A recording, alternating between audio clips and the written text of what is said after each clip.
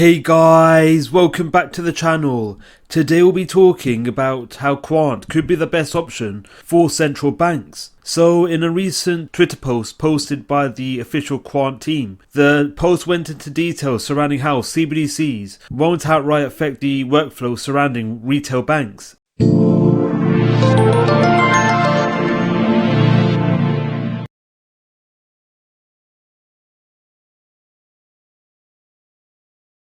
CBDCs are here. I don't think anyone can argue against that.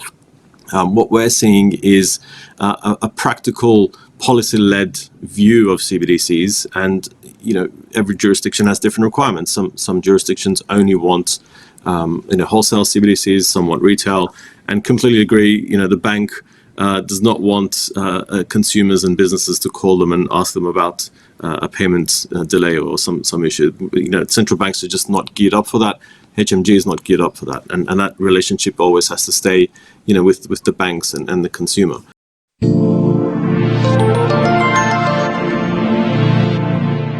So Quant is involved in a number of developments and workflows around the world, most notably within the financial sphere.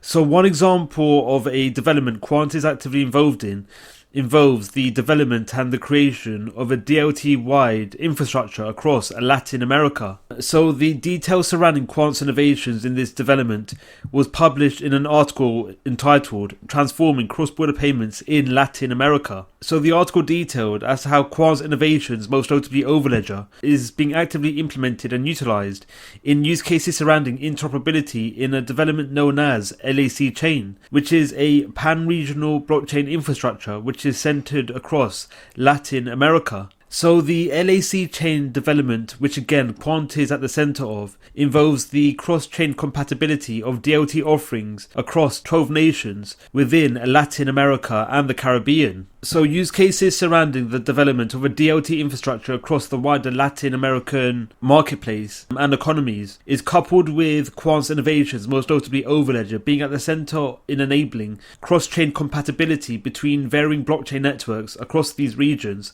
and also acting as a means of providing connectivity between legacy systems and the new LAC chain blockchain infrastructure. So overledger will be at the center in enabling legacy systems to have cross-chain compatibility with newer DLT systems. So developments involving this initiative is coupled with workflow surrounding the utility of payment systems, including the usage of stablecoins, and workflow surrounding remittances, which will be facilitated by the utility of the DLT system provided by the LAC chain initiative, where the active rolling out and development of the LAC chain system is in view of improving cross-border payments between these nations. So the implementation of this system is coupled with the potential for stablecoins to be a means of improving financial activities which arise between these given nations, where the benefits surrounding DLT coupled with stablecoin utility in cases surrounding improved finality rates, cost effectiveness, and improved TPS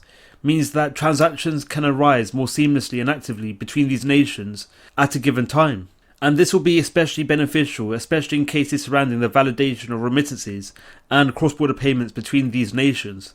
So the implementation of the LAC chain initiative has seen 1.6 million individuals directly benefiting from its services. So this sees Quant's innovations being at the center of real-world utilities, and this puts Quant ahead over the vast majority of other developments on the marketplace. So again, the main reason as to why the LAC chain initiative has been put into effect is due to the efficient nature coupled with the cost effectiveness surrounding DLT compared to current legacy systems, especially payment infrastructure. So as well as Quant being at the center in developments involving the LAC chain initiative across South America, Quant has wider ambitions of providing connectivity between varying DLT platforms and networks across nations and continents around the world, where the Quant team are looking to provide connectivity to its LAC chain blockchain infrastructure they created for South America to other regions around the world, most notably to DLT ecosystems in North America, Europe, Asia, and Africa.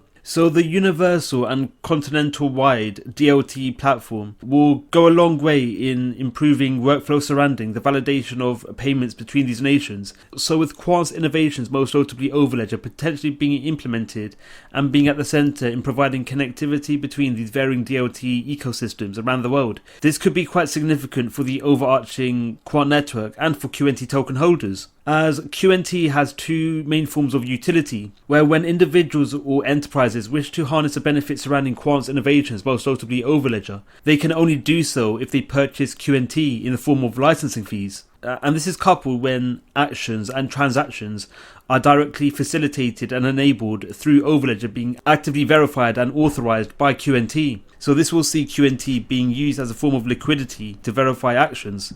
So the dual usage of QNT in this sense will lead to sizable increases to the demand for QNT, and as a result the price of QNT may see synonymous increases, especially over the long run, and as more enterprises and nations turn to Quant's innovations for such developments and workflows. So as well as Quant being at the center in developments involving cross-chain compatibility through overledger, Quant is one of the most regulatory compliant networks on the marketplace, where Quant is an ISO compliant fintech organization. So when regulation is eventually rolled out across the wider marketplace, Quant could be one of few projects which isn't heavily impacted on by such regulatory frameworks. And this will go a long way in ensuring that Quant continues to be at the center in developments involving financial activities which occur around the world. So Quant also solves a number of limitations and potential dilemmas central banks may face in view of the rolling out of their given CBDCs, where in a paper published by the Bank for International Settlement entitled Options for Access to and Interoperability of CBDCs for Cross-Border Payments, the paper provided details in regards to the potential limitations CBDCs may encompass, especially in cases surrounding a lack of interoperability, where the paper detailed as to how connectivity would be required between CBDCs and non-CBDC payment infrastructure. So the only innovation in the marketplace that provides universal compatibility between DLT platforms and networks and legacy systems is Quant's overledger ODAP offering. So this means that overledger could be at the center in enabling CBDC actions to pass between itself and legacy systems, and the intrinsic qualities attached to overledger could make overledger ideal in the potential rolling out and development of an M-CBDC bridge, where in the same paper published by the Biz, the article highlighted to the need to roll out an M-CBDC bridge, which will be a universal channel which will provide CBDC connectivity. So with overledger providing DLT interoperability coupled with its ability to enable DLT and legacy system compatibility, Quant's overledger could be an ideal proposition in developments involving an M-CBDC bridge. In another research paper published by the BIS also highlighted in a diagrammatic form how CBDC and central banking systems would have to have some degree of cross-chain compatibility with the core banking system. So again, Quant's overledger could potentially solve this dilemma and enable such workflows to arise between these varying stakeholders. So with a number of Quant's innovations, most notably overledger, offering a number of use cases and unique abilities, Quant could be at the center of financial activities which arise around the world for years to come. What are your thoughts on Quant? Do you think Quant will be the backbone of the financial system?